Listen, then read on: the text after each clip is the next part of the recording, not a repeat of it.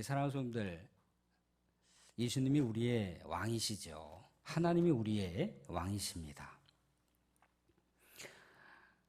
하나님께서 주신 말씀 중에 하나님이 특별히 우리에게 우상을 경계하라고 하셨어요. 우상을 경계하라고 하신 이유가 뭡니까? 우상이 주인이 될까봐, 우상이 왕이 될까봐, 우상을 주인 삼고 우상을 왕으로 삼게 되면 하나님을 왕의 자리에서 밀어내고 하나님을 인생의 주인의 자리에서 밀어버리고 하나님을 망각하는 삶을 살게 될까봐. 하나님을 망각하는 삶이라고 하는 것은요, 인생 전체를 잃어버린다라고 할 수가 있는 것입니다. 하나님 그만큼 우리를 배려하시고 우리를 사랑하셔서 우리에게 모든 걸 주고 싶으신데 우리가 하나님을 주인 삼지 않고 하나님을 왕으로 삼지 않으면 우리는 모든 것을 상실할 수밖에 없기 때문에 하나님은 우상을 우리에게 경계하셨던 겁니다. 사랑하는 사람들, 우상 자체가 사실 어떤 그 동적인 어떤 운동력을 갖고 있는 것은 아니죠. 그런데 이 우상을 접촉하는 사람들, 우상을 추구하고 있는 사람들에 의해서 이 우상은 힘을 발휘한다는 겁니다. 귀귀한 영향력을 발휘한다는 거예요. 나중에는 그 영향력이 너무나 넘쳐서 사람을 다스리고 사람을 통제하고 사람을 움직여가는 거대한 힘으로 왕으로 주인으로 자리매김된다는 거예요. 우리 흔히들 알고 있는 우리 일상에서 우리 교우들인 그렇게 피부적으로 와닿지 않을 수 있지만 마약 중독이라고 하는 것, 요즘 20, 30대의 청년들이 마약을 이렇게 쓱쓱 손을 들이밀어요. 근데 마약이라고 하는 게 한번 중독되잖아요. 헤어나올 수가 없어요. 끊고 싶어도 안 됩니다. 마약 없이는 살아갈 수가 없는 인생으로 다 전락해버리고 마는 거죠. 도박 중독이라고 하는 것도 마찬가지인 거예요. 한번 빠져들기 시작하면요, 모든 것을 잃고 나서야 그때서야 정신이 드는 게 도박이에요. 도박뿐만 아니라 리차드 포스터가 주장한 게 현대사회에서의 우상이 세 가지라고 얘기를 합니다. 돈, 권력, 성관계. 물론 그 자체가 힘을 갖고 있는 것은 아니지만 그것에 접촉이 되기 시작을 하면, 건전하게 접촉이 되면 상관없고 우리 하나님을 주인 삼아서 그걸 도구화시키면 상관없지만 그게 도구화가 안 되고 그게 목적이 되고 그게 주인 노릇하고 그게 왕이 된다는 거예요. 헤어나오지 못하는 거죠. 그것 때문에 사람을 죽인다는 겁니다. 그것 때문에 사람을 배신한다는 거예요. 어제까지 그렇게 절친했던 사이였는데 오늘 나 몰라라 하는 사이가 되고 내일은 심지어 철천지 원수가 되는 것, 그게 우상에 젖어드는 삶이라는 거예요. 우리는 우리의 입술을 통해서 조금 전에 우리의 왕은 예수님입니다, 예수님이 우리의 왕입니다 라고 고백을 했습니다. 사랑하는 성도, 예수님께서 여러분들이 일평생 동안 읽어놓은 것이 있어요. 그것이 어떤 것이든지 간에. 근데 예수님이 호련 나타나셔서 김장로, 김집사, 김권사, 네가 그동안 읽어놨던 거 다 이제 내려놓고 나를 따라와, 나의 길을 가자, 그렇게 하신다면, 여러분들의 좀 전에 예수님 우리의 왕이십니다라고 얘기했는데 주저할까요? 주저하지 않을까요? 주저하겠죠. 당연히 주저하겠죠. 예수님이 제자들을 불렀습니다. 안드레를 불렀고 안드레를 통해서 베드로를 불렀습니다. 또 야고보와 요한을 불렀어요. 그들의 직업이 뭐였을까요? 그들의 직업은 어부였습니다. 그 배를 버려두고 그물을 버려두고 예수를 따르니라, 그렇게 나와 있다라는 거예요. 뭔가 주저하거나 아니면 도저히 그렇게 할 수가 없습니다라고 한다라고 하는 건 뭡니까? 예수님이 더 이상 왕이 아니라는 거죠. 내가 일평생 동안 품고 살아왔던 그게 어느 때부터인가 왕으로 자리하고 있었고, 어느 때부터인가 나를 이끌어가는 힘이 되었고, 어느 때부터인가 내 인생의 주인이 되어버렸다는 거죠. 거기서 주저하게 되면. 사랑하는 여러분들, 우리는 욥의 이야기를 잘 아시죠? 욥이 일평생 동안 이뤄놨던 거를 하루아침에 다 잃어버렸습니다. 그 부와 명성과 사랑하는 자녀들마저 다 잃어버렸어요. 다 상실해버리고 말았습니다. 그 엄청난 그 가축을 다 잃어버렸어요. 자기가 데리고 있었던 수많은 몸종들을 다 잃어버렸습니다. 하루아침에 알거지가 돼버렸을 뿐더러 자기의 몸에도 질병이 생겨버렸어요. 그의 아내가 네가 믿는 하나님 저주라도 하라 그랬단 말이죠. 욥이 뭐라고 합니까? 우리가 잘 알고 있잖아요. 욥의 그 시작의 그 백미, 주신 자도 여호와시요 취하신 자도 여호와시니 내가 여호와를 찬양하나이다. 그렇게 고백을 했더라는 거죠. 욥의 인생에 있어서의 왕은 누구였던가요? 하나님이었다는 거죠. 자기의 사랑하는 자녀들도 아니었고, 자기의 부와 명성도 아니었고, 자기가 일평생 동안 일궈놓았던 것도 자기의 왕이었어요. 하나님이 왕이었음을 그가 증명하고 있는 내용이 욥기 말씀 가운데 등장하더라는 거죠. 사랑하는 분들, 우리 테레사 수녀를 잘 알고 계시죠? 테레사 수녀가 인도의 그 빈민촌, 그 고아와 그 가난과 굶주림 속에서 살아가는 그 영혼들을 돌보는 사역을 했습니다. 미국의 한 대부호가 테레사 수녀님을 만났어요. 수녀님 혹시라도 필요하신 것이 없습니까? 수녀님 입장에서요, 사실 먹을 양식도 필요하고요, 또 그들이 쉬어야 할 안식처, 쉼터도 필요합니다. 건물도 필요해요. 그리고 많은 재산도 또 필요합니다. 재원도 필요해요. 인력도 필요합니다. 그런데 이 대부가 테레사 수녀님한테 충분하게 뭔가 그것들을 채워줄 것을 생각하고, 자원이 필요하다면 자원을 댈 것이고, 인력이 필요하다면 인력을 댈 것이고, 의료장비가 필요하다면 의료장비를 댈 것이고, 건물이 필요하다면 건물을 지어줄 것이고, 그렇게 생각을 하고 있었다는 거죠. 그래도 테레사 수녀님이 회장님, 저는 이렇게 귀한 생명을 돌보고 있는데 이 생명들에게 이러이러한 것들이, 저러저러한 것들이 필요한데 도와주시면 너무너무 감사하죠. 그렇게 이 대부호가 테레사 수녀의 입술을 통해서 그렇게 말할 줄 알았다는 거예요. 그런데 테레사 수녀이 뭐라고 얘기하신지 아십니까? 저에게는 예수님이면 충분합니다. 저에게는 예수님이면 충분합니다. 그렇게 고백을 하더라는 거죠. 경악을 했던 그 고백이 많은 사람들의 감동을 주었고, 많은 사람들의 심금을 울렸습니다. 아, 우리가 예수님을 우리의 왕으로 진정으로 모시지 않았구나. 예수님을 왕으로 모셨다면 왕께서 우리의 모든 삶을 책임져 주신다라고 하는 것까지도 믿음으로 고백하면서 나아가는 거 아니겠어요? 솔로몬이 자신의 일생일 때 모든 것을 다 이뤘잖아요. 그죠? 부와 명성과 모든 것을 다 이뤘습니다.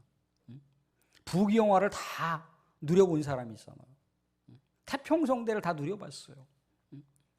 금이 너무나 흔해서 은은 사용도 하지 않는 그런 시대가 솔로몬 시대였어요. 이방에 있는 공주들이 자기의 아내로 맞이하는데 너무나 여인들이 많아서 도합, 정실부인과 그 궁녀만 합쳐도 1000명이 넘어요. 말이 얼마나 많은지, 군대용으로 쓸 수 있는 말이 얼마나 많은지 군사적으로도 막강을 했다는 거예요.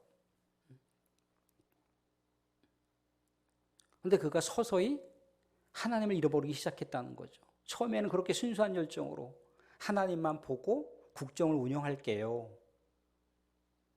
하나님, 나는 어린데 이 국정을 운영할 수 있는 지혜를 주십시오. 아버지처럼 전쟁의 용사도 아니고 전쟁에 나가서 싸워본 경험도 없고 오직 하나님께서 이 백성들을 선하게 정의롭게 다스릴 수 있는 지혜를 주시면 그것으로 만족합니다. 그랬던 왕이잖아요. 근데 살아보니 이것도 필요하고 저것도 필요하고 그것에 도취되어서 일평생 동안 그가 했던 게 뭡니까? 건축사업이에요. 건축사업. 일평생 동안 건물을 짓는 일들을 했다고요. 일평생 동안 아내를 만드는 일을 했습니다. 일평생 동안 사치품을 모으는 일들을 했다는 거예요.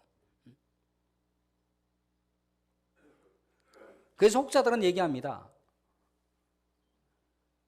인류 역사 이래 가장 최고의 부자는 누구였을까? 경제적인 학자들이 얘기하는 거예요. 솔로몬이었다라고 얘기를 한다는 거예요. 솔로몬이었다라고. 근데 그의 인생의 그 황혼기의 그 종착 지점에서는 그가 고백한 게 뭡니까? 헛되다라고 하는 걸 연발하잖아요. 쭉 전도서에 가보면 헛되고 헛되며 헛되고 했더니 모든 것이 헛되도다. 근데 헛되다라고 하는 것은요, 그가 그동안 추구해왔던 모든 삶의 내용들이 필요 없다가 아닙니다. 그 전제는 뭐가 깔려 있는 거냐면 하나님을 망각하면서 살아보니 그 모든 이뤘던 것들이 아무것도 아니었다라고 하는 것. 그냥 빈 껍데기에 지나지 않았던 자신의 삶을 성찰하면서 자신의 삶을 고백하는 거예요. 왜 솔로몬의 전도서가 구약 성경에 배치되고 있는 이유가 뭡니까? 그것도 잠언 뒤에 배치되어 있어요.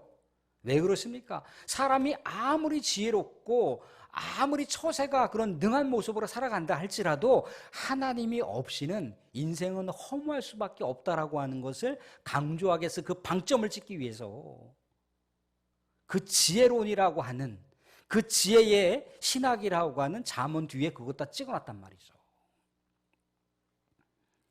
사랑하는 성도들, 성경은요 우리 믿음의 백성들에게 그 전철을 밟기를 원하지 않습니다. 그 길을 따라가지 않아요.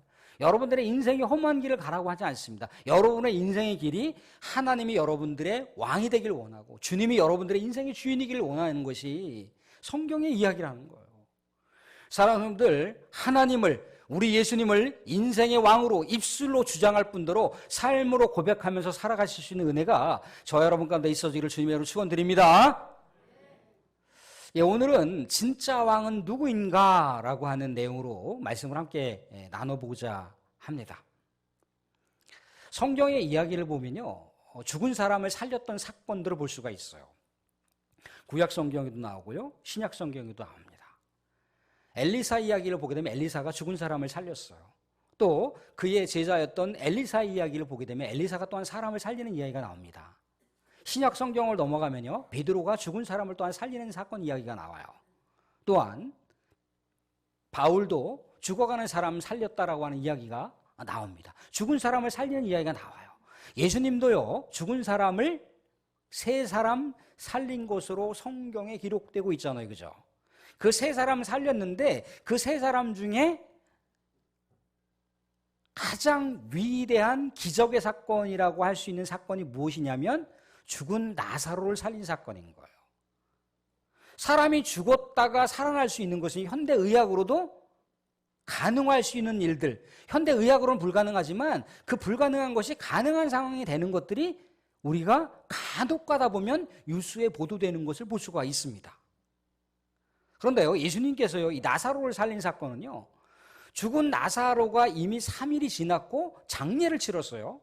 몸에다가 온통 다 염으로 다 동여매서 이제 무덤에다가 안치를 했단 말이죠. 그리고 나서 하루가 더 지났어요. 시체가 이제 썩어가면서 냄새가 나는 상황이란 말입니다.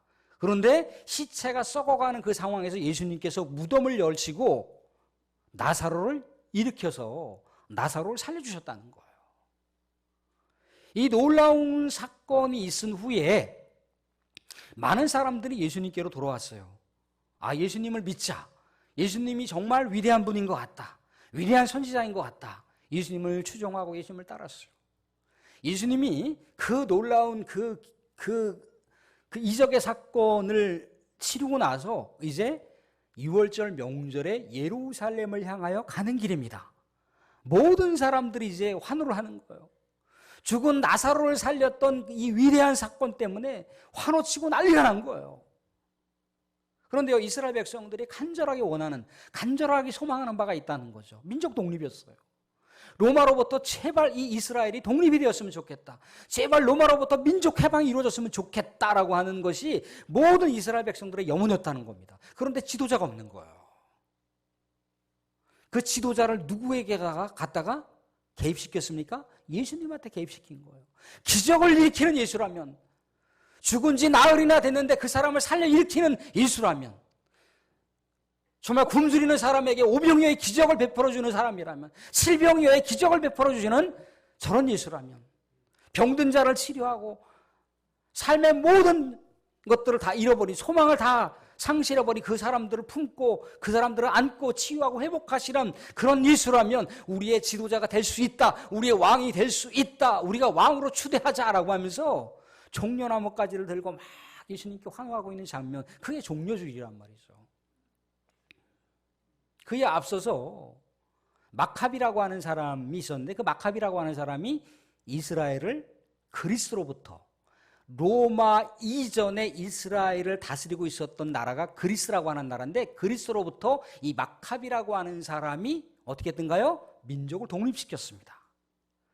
민족을 독립시켜서 이제 예루살렘으로 들어올 때 많은 사람들이 종려나무 가지를 들고 환호했어요. 승리한 마카비 장군이라고 외치고 환호치고 난리가 났단 말이죠.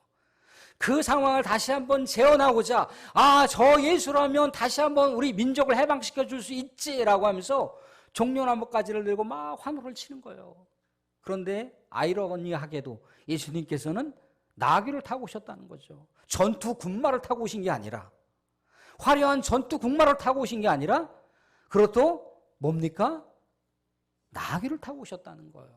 근데 나귀는요, 오늘 말씀 가운데 우리가 보면 알지만 12장 말씀 보도록 하겠습니다. 12장, 요한복음 12장 말씀 보시면요, 12장 15절, 14절, 15절 말씀 보겠습니다. 12장 14절 말씀, 15절 말씀 같이 봅니다. 14절 말씀 먼저 보겠습니다. 14절 말씀 같이 시작. 예수는 한 어린 나귀를 보고 타시니 이는 기록된 바 시온 딸아 두려워하지 말라, 보라 너희 왕이 나귀 새끼를 타고 오신다 함과 같더라. 나귀 새끼를 타고 오신다 같더라. 이 스가랴 말씀입니다. 스가랴 말씀을 성취하려고 하는 그 의지를 의도적으로 보여주신 거예요. 나귀를 타고 오셨다라고 하는 것은 우리가 좀 전에 그 종려주일 말씀을 교동문을 통해서 보셨잖아요, 그죠? 예수님께서 이 땅 가운데 오신 것, 메시아가 이 땅 가운데 오신 것은 평화의 왕으로 오셨다는 거예요. 전쟁을 위해서 오신 게 아닙니다. 활을 꺾어버리시고 칼을 꺾어버리시고 전쟁을 끝내버리시고 평화를 주시기 위해서 오셨다는 거예요. 그런데 이스라엘 백성들은 그게 아니라 예수님에게 전쟁의 용사를 기대했던 거예요. 전쟁의 용사를. 예수님은 그래서 환호성 치고 난리나는 거예요. 이스라엘의 왕이시여.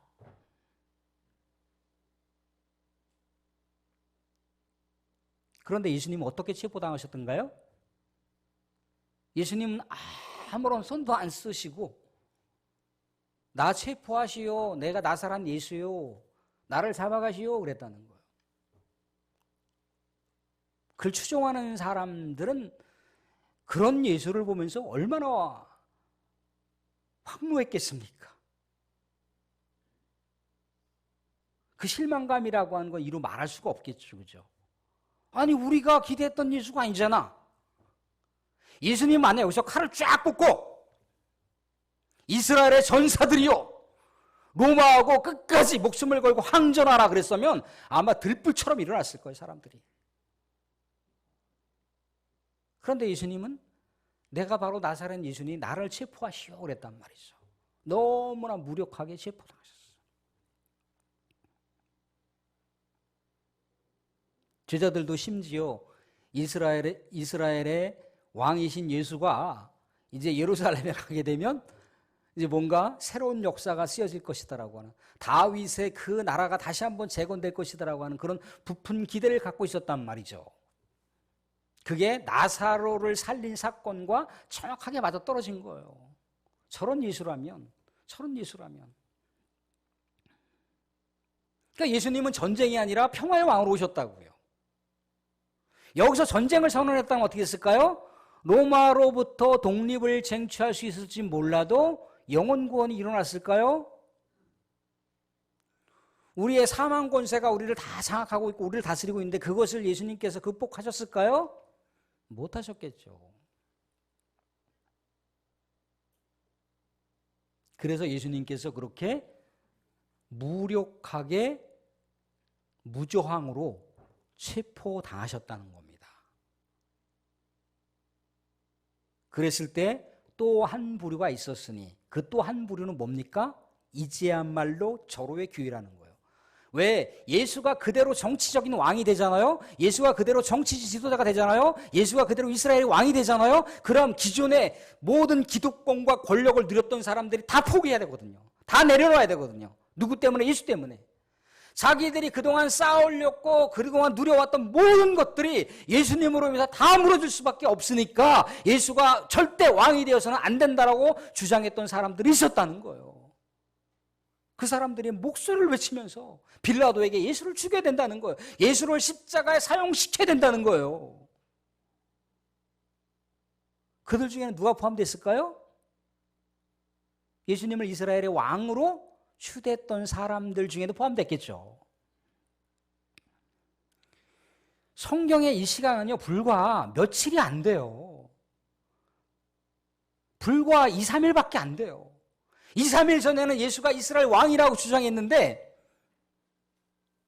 조금 있다가는 예수는 우리 왕도 아니라는 거예요. 심지어 자신의 모든 기득권을 잃어버리면 안 되는 사람 중에 대표 주작적인 이 대제사장은요, 우리는 그런 왕을 둔 적이 없다는 거예요. 우리에게는 가이사만, 로마 황제만이 왕이라고 주장을 하고 있는 거예요. 이런 천인 공로할 일이 어디 있습니까?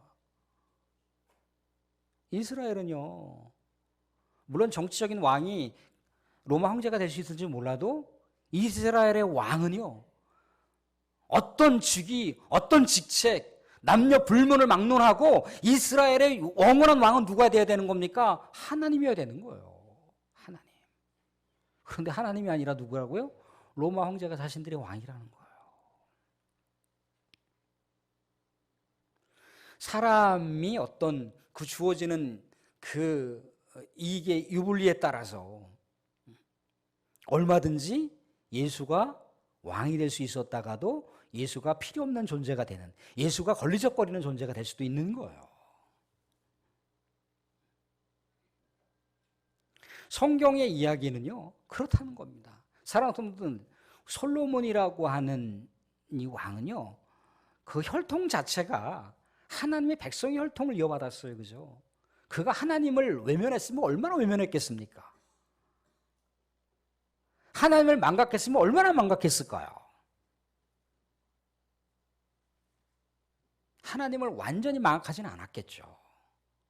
그렇지만 그가 일평생 추구해 왔던 것을 하나님의 자리에다가 딱 올려놓고 대등하게 둔 거예요. 하나님을 섬기는 일도 필요하지만 내가 지금 추구하는 것도 필요해. 어깨를 나란히 놓은 거예요. 사랑하는 여러분들, 해 아래 두 주인이 있습니까? 성경은 해 아래 두 주인이 있을 수 없다고 얘기합니다. 이 성경 말씀의 진리의 원리는요, 우리에게도 동일하게 적용한다는 거예요. 해 아래 두 주인이 있을 수가 없어요.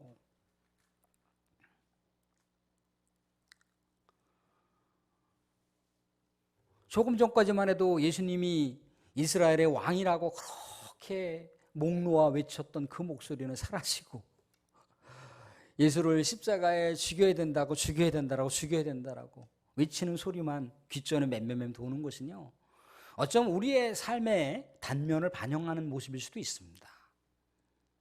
우리가 열정이 있고 뜨겁게 고백할 때는 어떻습니까? 예수님 한 분만으로 충분하다라고 그렇게 입술로 얘기를 할지 모르고 그렇게 찬양할지 몰라요. 그런데요, 어느 순간인가 내 삶의 환경이 너무 힘들고 지치고 또 그것을 때로는 합리화시키기도 합니다. 그러면서 어쩔 수 없었노라고 그렇게 얘기합니다.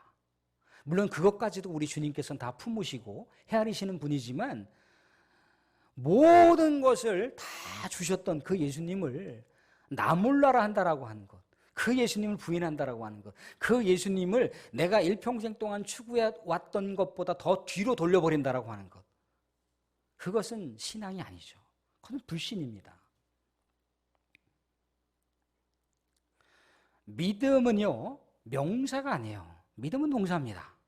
끊임없이 계속해서 추구해야 되는 거예요. 한 번 믿고 끝, 그게 아닌 거예요. 계속해서 가는 겁니다. 사랑하는 분들, 말씀을 맺겠습니다. 솔로몬은 그의 인생에 하나님을 왕으로 모셨어요. 자기도 왕이지만 그 왕 위에 왕이 계신데 그 왕이 누구라고 고백했습니까? 하나님이라고 고백을 했어요. 근데 그의 인생 말년에 그 하나님이 자신 위에 계시지 않았다는 걸 알았어요.